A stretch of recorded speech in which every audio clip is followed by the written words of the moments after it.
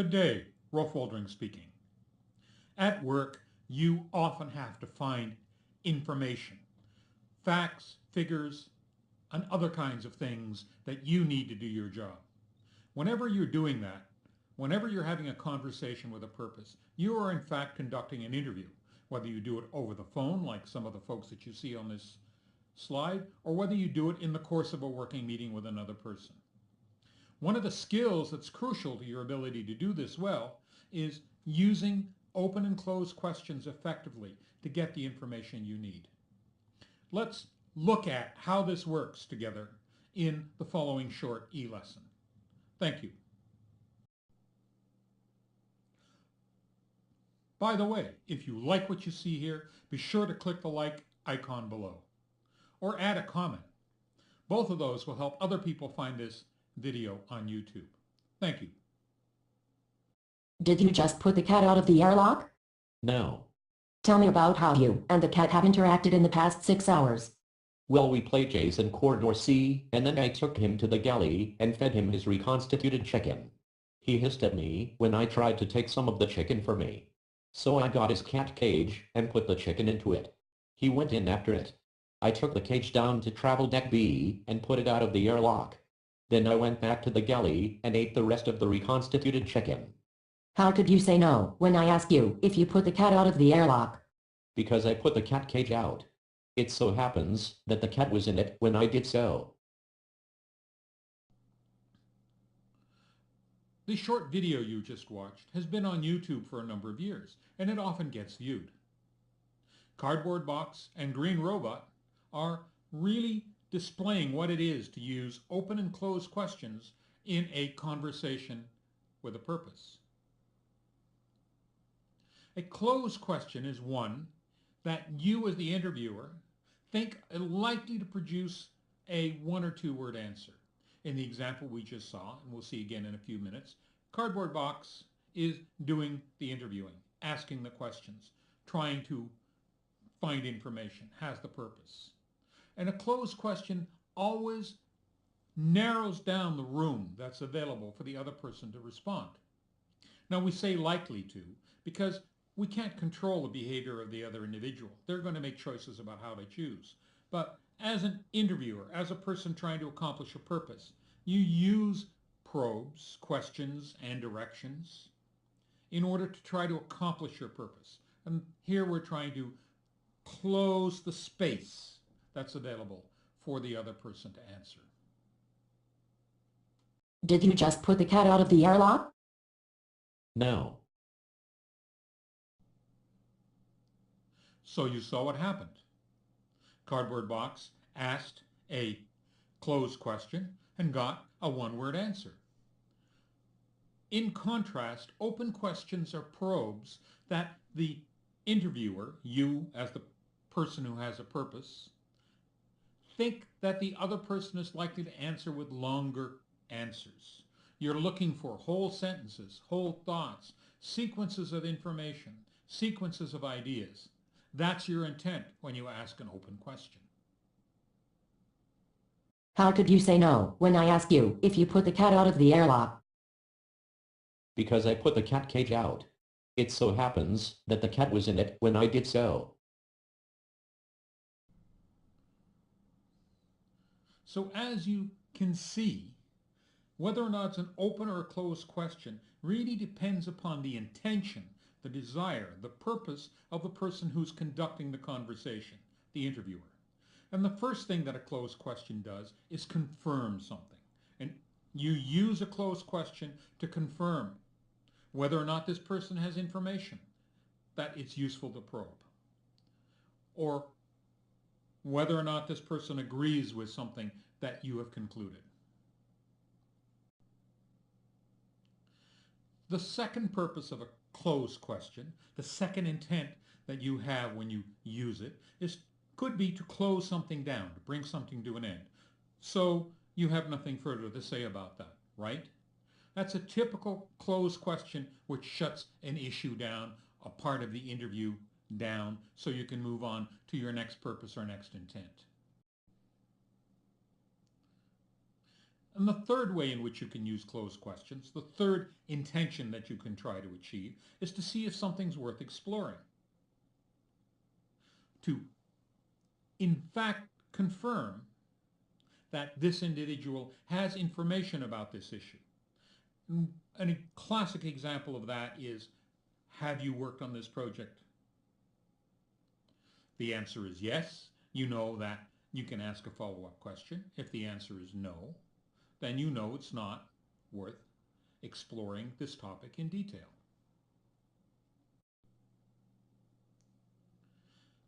Open questions, on the other hand, serve a different purpose, accomplish a different intention on the part of the person conducting the interview, carrying on the conversation with a purpose. And an open question, one of its prime uses is to get more information about something, to give the other person the room to tell you about something that you're interested in knowing about. The second use of an open question, the second way that you use it to accomplish your purpose, is to explore something that the other person has just told you. For example, let's say you're doing a project on local food and whether or not people are using it, and more particularly, if they're using it, how. And the person has just told you something about the fact that they interacted with a local farm. You can go on to say something like this. So, I'm curious, tell me more about the kinds of produce or goods you get from the local farm, this farm in particular. And so in this example, you're diving more deeply into something that the person has already told you.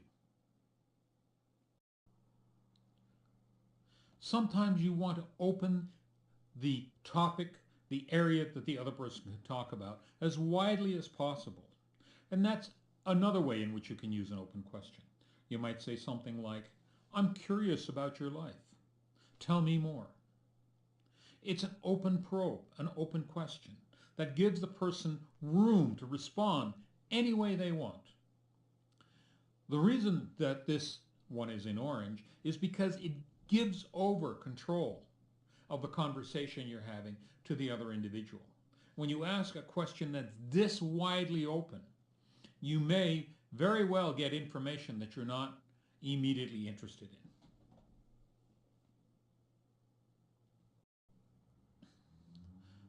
And so here we are. These are the main ways in which open and closed questions, open and closed probes work for you in order to accomplish your purpose, to achieve what you want to achieve in this conversation.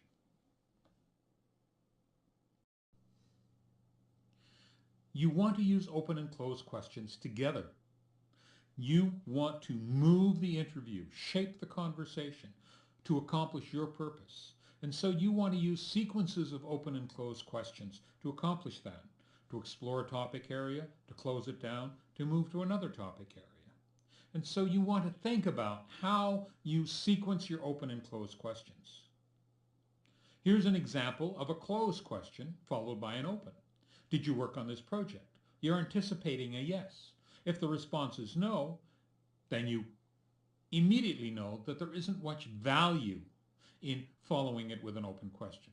What deliverables were you responsible for in your role on this project?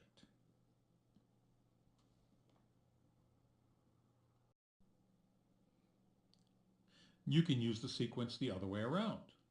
An open probe followed by a closed one. Tell me about how you came to your conclusions in the report. You're looking for information about the person's reasoning, the steps they took. It's an open question. And once you have that information, if you're only interested in part of it or you only want to confirm part of it, you can use a closed question to accomplish that. So you used root cause analysis as your main tool. You're expecting a yes. The person may respond no. And then you can immediately follow it with another open question if that's relevant to your purpose. Sequences of open and closed questions, or closed and open, whatever they happen to be, are things that you may have to take a few seconds out in the interview to think about, or things that you have to plan ahead of time. The more skilled you become, the more you know about the topic area, the more you repeat a particular conversation with a purpose, the easier you'll find it is to sequence your open and closed questions, your open and open questions, your closed and closed questions, in ways that accomplish your purpose. And so the skill here is not just knowing what open and closed questions are and being able to use them individually. The skill is in picking and using sequences that get you the information you want. After all, you're conducting a conversation with a purpose, whether it's over the phone, whether it's during the course of a meeting, whether it's a formal interview that's been set up for you or that you've set up.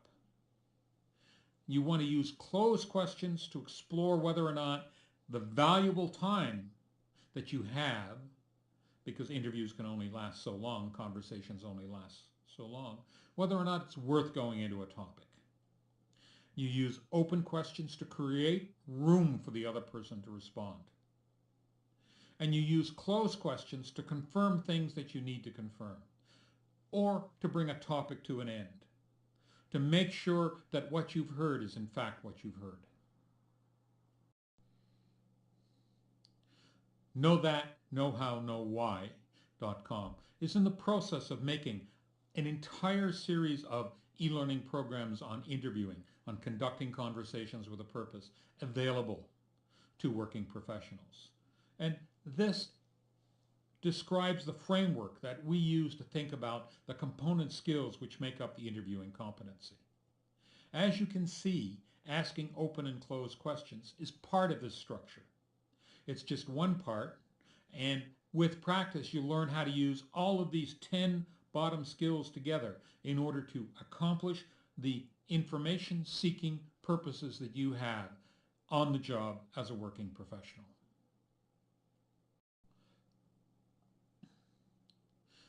And so, if you're curious about this, you want to enhance your ability to conduct conversations in the workplace as a working professional, have a look at the YouTube video that introduces this program so that you can decide whether or not this is a worthwhile investment of your time. And don't forget to like or comment if you found this program useful. Thank you for watching through to the end. Now take the next step. Do the things which will increase your career worth. Go to the website, access the e-learning program, and work your way through it. Or, if you need some more time to decide, join our mailing list so that we can let you know when programs, e-learning programs on topics like delegation, decision-making, working with other people are available to you. Or finally, subscribe to this channel and get not only notices on our new e-learning programs, but also access to the short learning videos that we will put up here. Thank you again for watching through to the end. Thank you again for watching through to the end. Know That, Know How, Know Why is dedicated to providing e-learning programs which help working professionals develop, increase, and enhance their soft skills. Our mission in life is to help you be the best team player and manager of others that you can be. My contact information is on the screen. This is Roelf Waldring. If you have questions about this or any of the e-learning programs that you can see on the Know That, Know How, Know Why website, please feel free to contact me. I hope that you will engage with us on your journey to be the best team player and manager of others that you can possibly be. Thank you for watching through to the end.